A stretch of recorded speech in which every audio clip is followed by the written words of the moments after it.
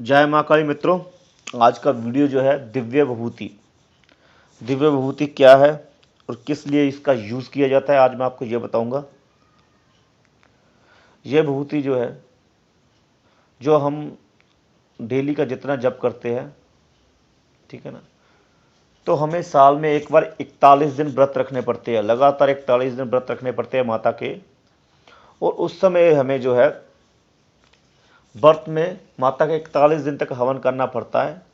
तो उस हवन से ये विभूति तैयार होती है, जिसमें माता की शक्ति होती है, माता का आशीर्वाद होता है। और इस विभूति का यूज़ जो है किन कार्यों के लिए किया जाता है। सबसे पहले सुरक्षा कवच, जब साधक नया होता है उसको साधना करवाई जाती है। पहले माता की साधना करवाई जाती है। माता की साधना जब तक उसकी जो है पूर्ण रूप से सिद्ध होती है, तब तक उसको ये डर रहता है कि कहीं मुझे कोई नेगेटिव एनर्जी पकड़ ना ले, या फिर कोई मेरे साथ गलत ना हो जाए, या फिर कोई नेगेटिव एनर्जी मेरी ओर आकर्षित ना हो रही हो। तो उस समय इस विभूति का इस्तेमाल किया जाता है। इस दिव्य विभूति से कोई नेगेटिव एनर्जी घर के अंदर नहीं आ सकती, आपका कोई बुरा अहित नहीं कर सकती है। नए साधकों के लिए ये विभूति बहुत ज़्यादा जरूरी होती है। दूसरी बात, अगर आप इस विभूति को घर में रखोगे तो आपको किसी समय भी इसकी जरूरत पड़ सकती है। जैसे कोई बच्चे को नज़र लग जाए, कोई लड़की अगर बार बार बेहोश होकर गिर रही है, अगर उसको कोई बीमारी या कोई प्रॉब्लम नहीं है, सब कुछ चेकअप होने के बाद भी वो स्वस्थ है, फिर भी वो गिर रही है, बेहोश होकर, तो नेगेटिव एनर्जी ने उसको पकड़ रखा है।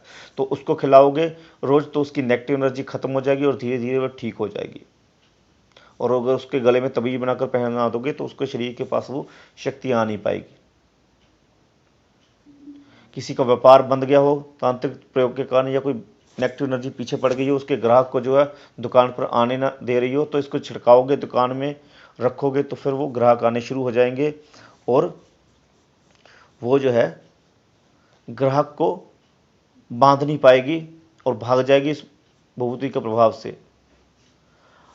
और अगर किसी के पेट में दर्द होता है, किसी स्त्री के, किसी पुरुष के, तो उसके पेट में नेगेटिव एनर्जी बैठी होती है, जो दवाई खाने के बाद थोड़े समय के लिए ठीक हो जाती है और फिर से 2-3 महीने बाद उसको प्रॉब्लम फिर से पड़ती है। तो अगर इस विभूति को आप खाओगे तो आपको परमानेंट सोल्यूशन मिलेगा। आपकी दवाई जो है वो असर करेगी ठीक तरीके से आपके पेट के ऊपर, क्योंकि शक्तियाँ कई बार जो है दवाई बांध देती हैं, जिसके कारण दवाई पूर्ण रूप से अपना असर नहीं कर पाती है, ठीक है ना। तो वो शक्ति, जब ये विभूति खाओगे तो ये विभूति की कारण उस नेगेटिव एनर्जी की शक्ति खत्म होने लग पड़ेगी और दवाई अपना पूर्ण रूप से असर दिखाना शुरू कर देगी। तंत्र प्रयोग किया हो, किसी ने भूत प्रेत किसी के अंदर बड़ा हुआ हो, घर में क्लेश हो, बच्चे कोई आपका बार बार गुस्से में छोटी छोटी बातों पर चिड़चिड़ता हो, ठीक है ना, लड़ाई करता हो, बाहर नशे वगैरह करता हो, तो ये नेगेटिव एनर्जी के कारण होता है। कई बार अगर आप उसको ये विभूति खिलाओगे तो धीरे धीरे वो ठीक होना शुरू हो जाएगा।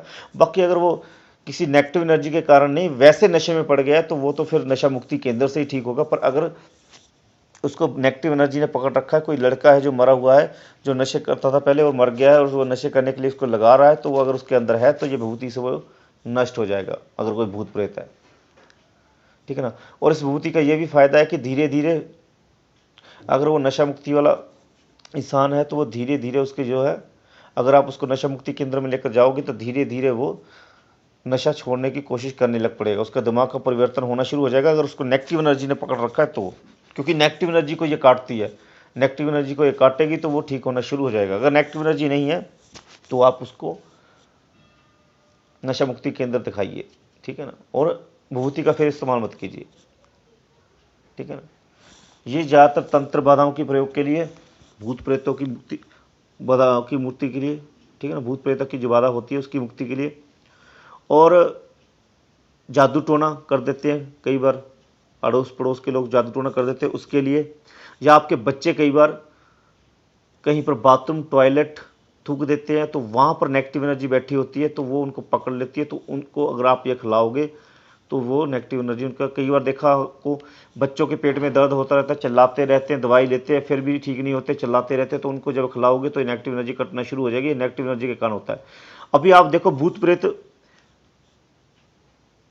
ऐसे तो नहीं पकड़ते किसी को, अगर ऐसे पकड़ने लग पड़ते भूत प्रेत तो फिर तो सबको भूत प्रेत जो है पकड़ लेते कब के। तो हर किसी घर के में भूत प्रेत होता। भूत प्रेत कब पकड़ते, जब किसी का कहीं पर एक्सीडेंट होया हुआ, आपको पता नहीं होता कि वहाँ पर एक्सीडेंट हुआ है। हर 24 घंटे में मरा हुआ व्यक्ति वहाँ पर जरूर एक बार आता है, 24 घंटे में एक बार। और वहाँ पर जब आप थूक देते हो, टॉयलेट कर देते हो, ठीक है ना, बाथरूम कर देते हो, तो फिर वो आपको पकड़ लेता है। भगवान ने भी उनको कुछ नियम दिए हुए हैं जिसके बीच में रहकर उनको अपनी इच्छा पूरी करनी होती है। और जब उनको ऊपर कोई थूक देता है, टॉयलेट कर देता है, बाथरूम कर देता है, तब वो पकड़ते हैं और तब वो उसके शरीर के जरिए अपनी इच्छा पूर्ति करने की कोशिश करते हैं और उसके शरीर के साथ ज़्यादा संपर्क बनाकर अपनी उसकी ऊर्जा शक्ति खींचकर अपनी शक्ति को बढ़ाते हैं। तो ये विभूति सबके लिए बहुत ज़्यादा जरूरी है। घर में रखोगे तो बहुत ज़्यादा आपके लिए फ़ायदेमंद है। बच्चों के लिए, बच्चों को नज़र लग जाती है, उसके गले में टांग दो। अगर घर में कोई भूत प्रेत की बाधा आती है, बार बार कोई जादू टोना करता है, तो घर में छिड़का दो विभूति को। और जो दरवाजों की जो सेंटर वाली चौखट होती है, वहाँ पर तवीज बनाकर टांग दो, तो वो शक्ति अंदर नहीं आ पाएगी कभी भी, ठीक है ना।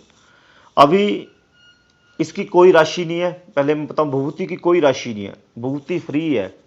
पर मैं इसके ऊपर दान लगा रहा हूँ, 500 रुपये का दान आपको देना पड़ेगा। वो किस लिए, अभी ये पूछेंगे गुरुजी ये किस लिए, तो देखो, मैं जब सबको कहता हूँ ना कि मेरे दिल की इच्छा क्या, मेरी भी इच्छा, मेरे चेले बने हो तो मेरी दिल की इच्छा पूरी करना आपका फ़र्ज है। मेरी भी इच्छा है कि मेरी माँ, अपनी माता का मंदिर बनाऊँ, अपने शिष्य के लिए आश्रम बनाऊँ।